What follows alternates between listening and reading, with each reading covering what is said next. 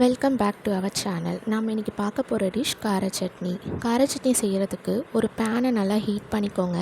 தேவையான அளவு நல்லெண்ணெய் விட்டுக்கோங்க. நார்மல் எண்ணெயிலையும் செய்யலாம், தேவையான அளவு எண்ணெய் விட்டும் செய்யலாம். டேஸ்ட் நல்லாயிருக்கும்.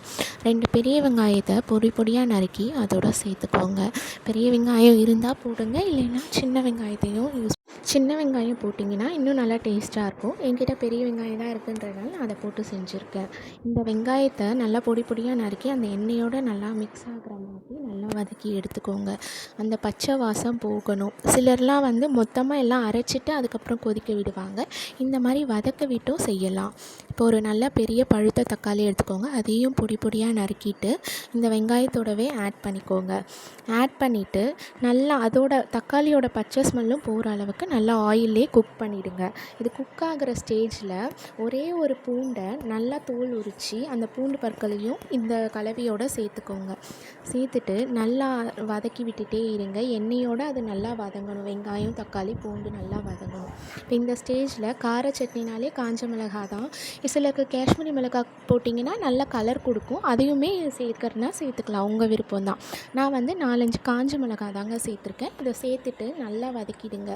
வதக்கிட்டு இருக்கும் போது இப்போ இந்த ஸ்டேஜில் என்ன பண்ணுறீங்கன்னா, லைட்டாக மஞ்சள் பொடியை சேர்த்துக்கோங்க. ஏன் மஞ்சள் பொடினா, சிலர் சேர்ப்பாங்க, சிலர் சேர்த்துக்க மாட்டாங்க.